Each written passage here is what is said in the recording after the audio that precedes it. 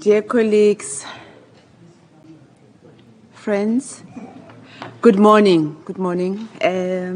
Very appreciative that you could make it this morning to join us for this session. Special event number 3 on a celebration of ideas, policy perspectives of experts and stakeholders on emerging science, frontier technologies, future scenarios, and the SDGs. You have to agree with me, it looks very interesting, so I'm sure, like me, you are looking forward to hearing the perspectives of our panel members. Without further ado, I will hand over to our moderator, Ms. Salome Mutoni-Kuchu, Principal Innovation and Outreach Officer, Inter-University Council for East Africa in Kampala, Uganda. Ms. Kuchu, you have the floor. Thank you. Thank you, Session Chair. Good morning, everyone. In this session, we are indeed celebrating ideas, exploring the latest developments in science and technology, and their current potential and future impacts on SDGs. We are looking into science policy-inspired futures and what will be the most important recommendation for policy action and high-impact initiative to be considered at SDG Summit 2023 and future summits in 2024. And with us, we have a very distinguished panelists who will be presenting science policy briefs. I will not go into details of what they'll be presenting, but we go direct to the presenters. And as a guidance, I would like to say that we would be glad that you stick into a 5-minute presentation each. Thank you. And we start with Mr. Huadong Guo, who is the Director General, International Research Center of Big Data for Sustainable Development Goals in China. Welcome. All right. Thank you, moderator. Good morning, dear colleagues, friends. The 2030 Agenda provides a globally accepted framework with concrete goals and targets.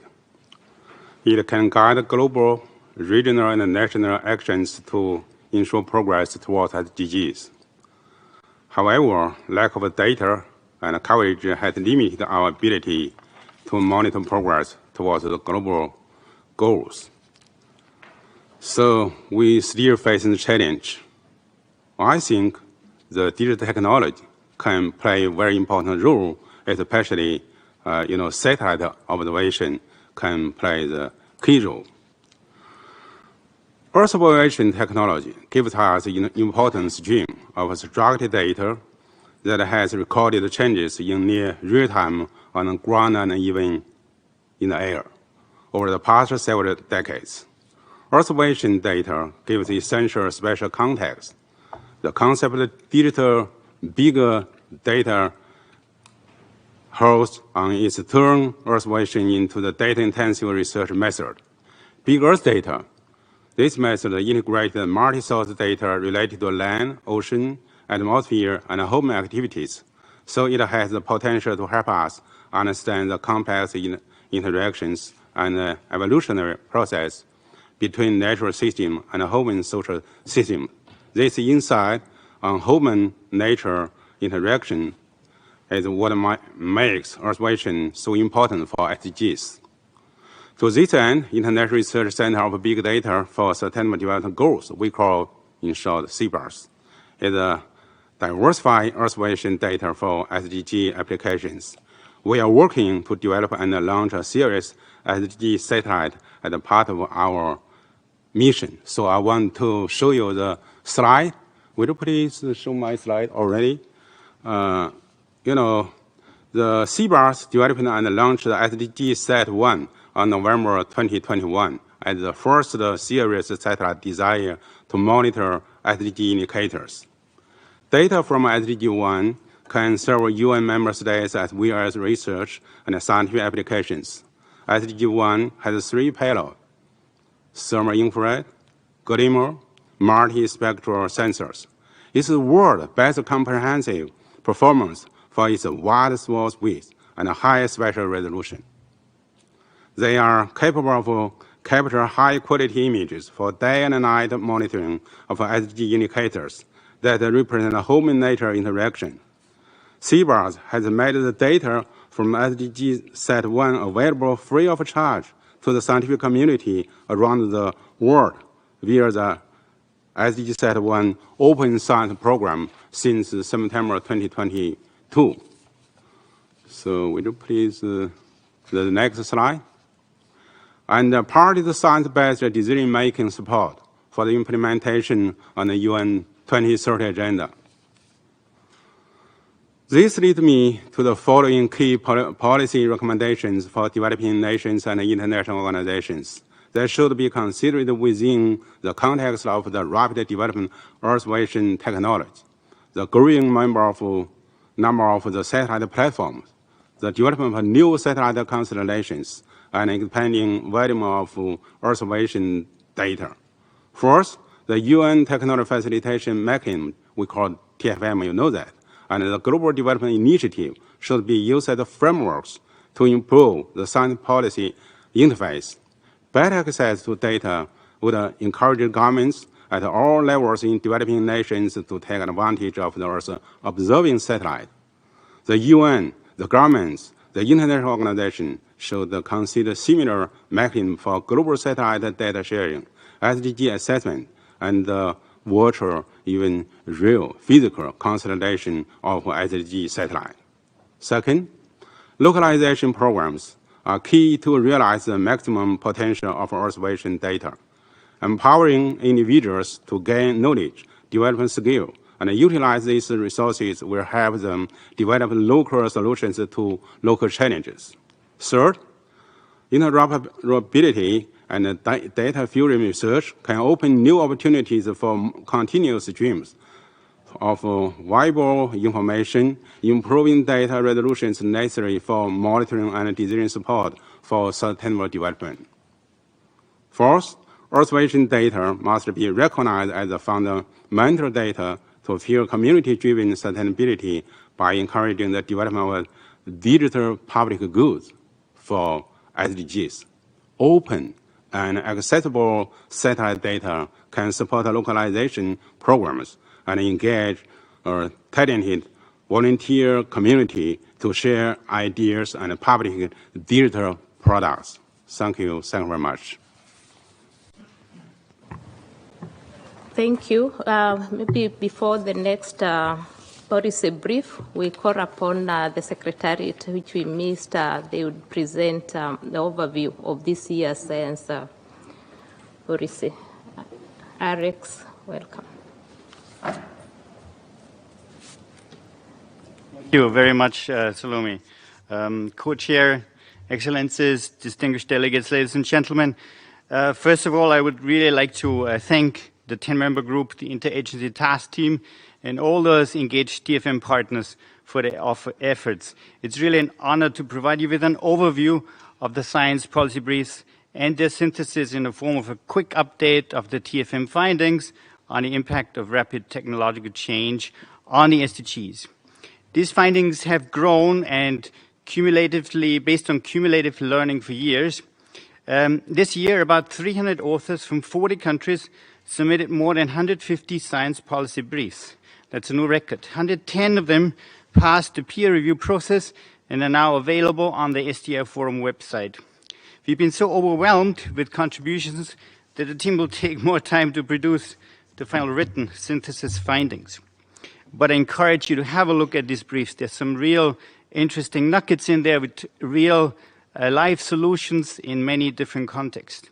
I would like to thank those authors. They range from very young scientists, even students, up to highly eminent academics at the end of their career. Some of them work in universities, about half of them, some in the private sector, and also in the UN system. They volunteer their time because they care about the issues that they would like to bring to the attention of policymakers. Some of them have been contributors every year. Others are totally new to engaging with the UN. I cannot say in words how much I appreciate their efforts. Thank you really very much. many of them would have liked to be here today in person. And when we asked them to consider preparing short videos for the next few months, we thought about 60 immediately did so, completely beyond our expectations. So please check back. We will make them available on the website and play some of them in the break before the official session, as time permits. For the first time, we conducted the call in all 6 UN languages. This has extended our reach, and we're confident that with modern AI, the technology of these times, we're confident to extend it to even further languages in the coming years. About 1/4 of the briefs originated from Asia, Europe, North America, and the rest of the world each. 13% came from Latin America, and about 5% from institutions based in Africa. There's much more we can do there, but it's actually a new record. And the majority of contributions have been from developing country nationals.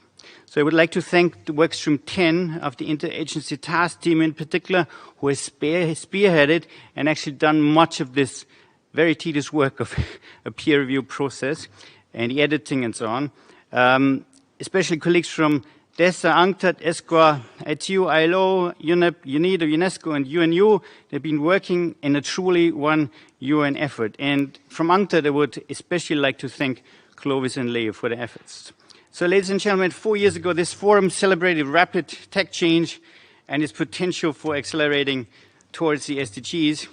It looked at the wider societal and development impacts, and these all the findings still remain valid. Then came COVID, which was a reality test for our visions of the digital and AI-driven societies, and in some way, it showed the potential, but in the others, also it highlighted that 3 billion people on this planet have still been completely left out in these in making use of these new technologies because they remain unconnected. 2 years ago, the task team called for replicating the massive drive for COVID vaccines, also for 20 neglected tropical diseases, which continue to affect 1 billion people every year. And last year, much was on the science policy lessons, the longer ones, from COVID as a serious stress test also for scientific communities. And ladies and gentlemen, so what has been the main thing in this year? I cannot go through the whole list of topics here, but it's obvious that much of it was again on AI. It's 2022 was the year of generative AI. There's lots of applications that are emerging very rapidly and people concerned and also hopeful about what this will bring in the coming years. But this year, interestingly, we also have a lot on biotech and pharmaceuticals, biological diagnostics, cyber insecurity, medical devices, usage of drones for delivery, and nationwide building of pharmaceutical sectors, in view of the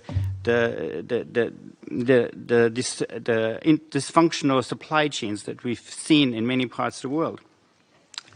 Agricultural technologies, fisheries, bioeconomy, reefs are very new additions that we haven't had in the past.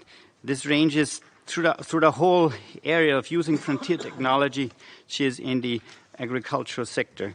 And surprisingly or not, besides the specific ones, we have a lot of items on science policy and science and technology policy in particular.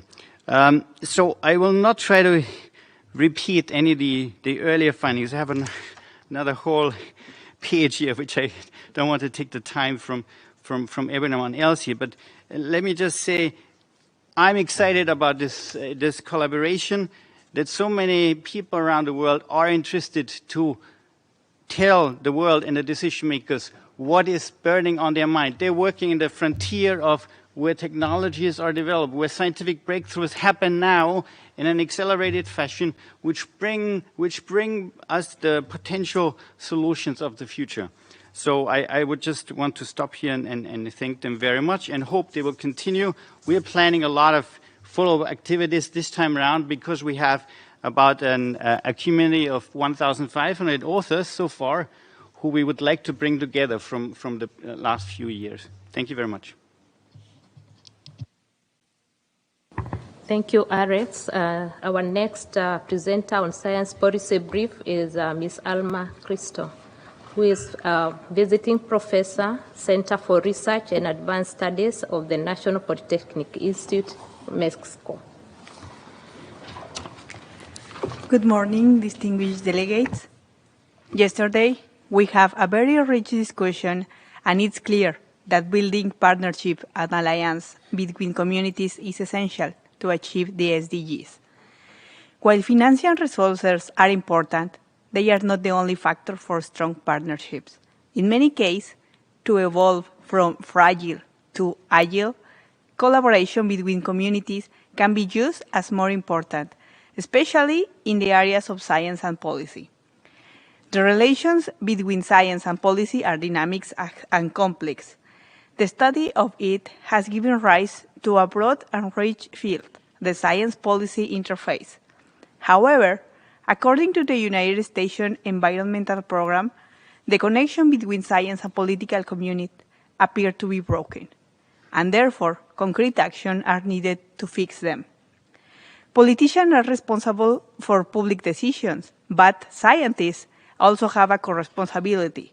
We cannot just wait to be invited to participate, and for that, first, we need to prepare ourselves to be not only mere crisis manager, but to help to prevent them. We have a lot to work ahead of us in the scientific community on this regard. First, we need to build trust between science and policy communities. We also need to understand that a single specific source of guidance, even if its scientific evidence, is not enough. And for this, we, the scientists, we need to learn to collaborate with other communities beyond academia. And as you can imagine, for this purpose, we need to train ourselves. To address this challenge, training programs on science policy interface are valuable because they play a critical role in facilitating communication and collaboration between science and policy communities. The goal of science policy interface is to help scientists and policymakers work together to make evidence-oriented decisions that can benefit society as a whole. By bringing these two groups together, science policy interface can help ensure that public policy decisions are oriented on the best available scientific evidence. Our proposal is to launch training programs for science policy interface in developing countries, particularly in Latin American region. As I said, training program is important. While a PhD training is enough to participate in academia, it may be not enough for the optimal and proper participation in policymaking. So, scientists interested in the field of policy, we need to assimilate procedures, concepts, structures, time periods, and formalities other than those belonging to academia. To address this gap, science policy interface training programs have been designed to support mainly early career researchers in acquiring knowledge and developing appropriate skills to support public decision-making. SPA training programs typically comprise an intensive series of courses followed by an immersive experience in a policy-making organization. Examples of such programs include the OOS Science Policy and Technology Fellowships, the MITAC's Canadian Science Policy Programs, and others. However, these are all the examples from the Global North.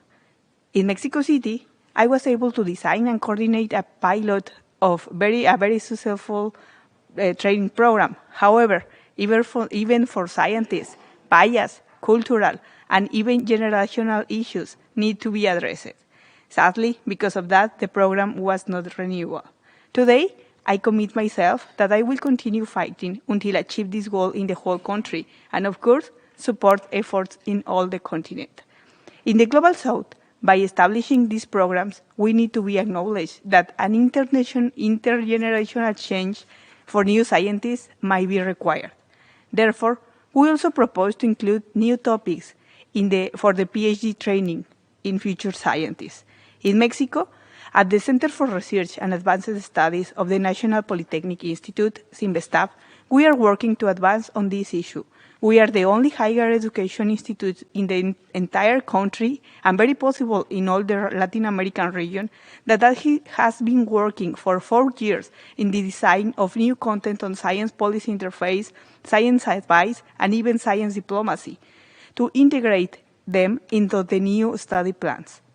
In this way, we seek that a new generation of scientists can acquire new skills to improve the relations among science, policy, and society. Distinguished delegates, please consider taking steps to build trust between science and policymakers with the ulterior aim to benefiting society well-being. By establishing and consolidating science policy training programs in developing countries, we can help to produce a generational change essential for a sustainable future. Thank you. Thank you.